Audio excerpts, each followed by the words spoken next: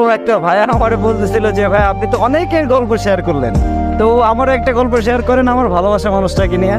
ভাই আমার বলতেছিল ভাই আমি যে মানুষটাকে ভালোবাসি ভাই বিশ্বাস করেন আমি বলে শেষ করতে পারবো না যে ওই মানুষটা আমার জন্য কি করছে জীবনে, এত স্যাক্রিফাইস এত কিছু। আসলে আমি নিজে অনেক সময় অবাক হয়ে যাই যে এই কি আসলে কেউ আমার ভালোবাসে নাকি এর থেকে অনেক বেশি কিছু। শুধু ভালোবাসার জন্য মানুষ এত কিছু কিভাবে করতে পারে? আমি কখনো তো ভাই এই জিনিসগুলোর জন্য করতে পারলাম না।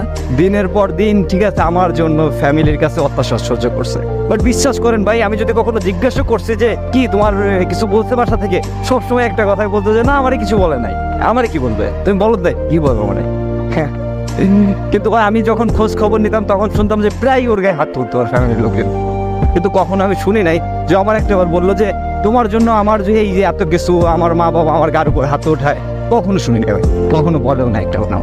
কত সুন্দর সুন্দর ছেলে পেলে, আমার থেকে সুন্দর সুন্দর চেহারা ছেলে পেলে তার পিছে টাঙ্কি মারে লাইন মারে, কখনো দেখিও নাই সে তাদের সাথে একবার কথাও বলছে। অনেক বড় একটা কপাল ছিল যার কারণে এরকম একটা মানুষ পাই, যার কাছে পুরো দুনিয়াটাই এখনো। আমি বিশ্বাস করতে পারবেন না আমাদের সম্পর্ক 6 বছরের।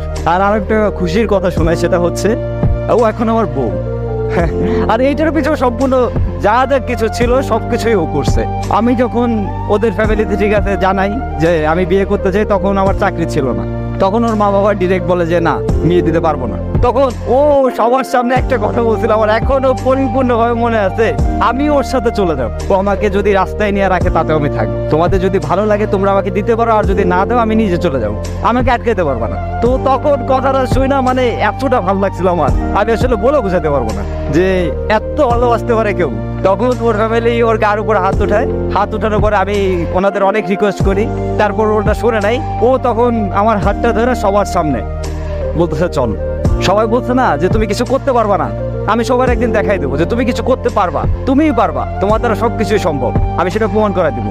আমার কেন জানি ওর পর থেকে নিজের ভিতরে অন্যরকম শক্তি কাজ করতে থাকতো যে না আমার কিছু একটা করতে হবে, আমার কিছু একটা করে দেখাইতে হবে। আমার ফ্যামিলি অবশ্য আমাদের দুজনকে মেনে নিছিল, অনেক ভালোবাসা আমাদের দুজনকেই, তো আমরা ভালোভাবে চলতেছে সবকিছু। আমার ওই যে জেদটা যে আমার বউ বলছিল যে না তোমার কিছু একটা করে দেখাতে হবে আর তুমি পারবা, সেই জেদে আজকে আমি অনেক ভালো কিছু হয়ে গেছে জীবনে। একটা জিনিস কি জানেন, খুশি থাকার জন্য টাকা পয়সার দরকার হয় না। টাকা পয়সা আজ আছে কাল না, টাকা পয়সা আজকে নাই তো কাল আসবে, আসবে কিন্তু এমন একটা মানুষ দরকার, এমন একটা ভালোবাসার মানুষ দরকার যে মানুষটা আপনার শেষটা অব্দি আপনার পাশে থাকবে, আপনার কাছে থাকবে, আপনাকে ভালোবাসে, আপনার হাতটা শক্ত করে জড়াতে রাখবে। মানে যেমনই পরিস্থিতি হোক যেমন অবস্থা হোক, সে মানুষটা সবসময় আপনাকে বলবে যে আরে আসি তো আমি, তুমি টেনশন করতেছো কেন, আমি আসি না, তুমি ভয় পাও কেন, আমি কি চলে যাইতেছি, তুমি এত কিছু করতেছো তো শুধু আমার জন্য, তাহলে আমি যদি এতটুকু এই সামান্যতেই যদি থাকতে পারি তোমার কাছে, তাহলে তুমি কেন থাকতে পারবে না, তাই না? তো থাকো তুমি আমার সাথে, এটাই হবে আমার, আর কিছু লাগবে না। জীবনটা ছোট, আর এই ছোট জীবনে ভালোবাসার মানুষটাকে পেয়ে গেলে যে আনন্দটা অনুভব হয় তা হয়তো বলে বোঝানোর না, আর বলে বোঝানো সম্ভব না। তবে শুধু এটাই বলবো যে ভালোবাসার মানুষকে পাওয়া কিন্তু আসলে একটা ভাগ্যের বিষয়।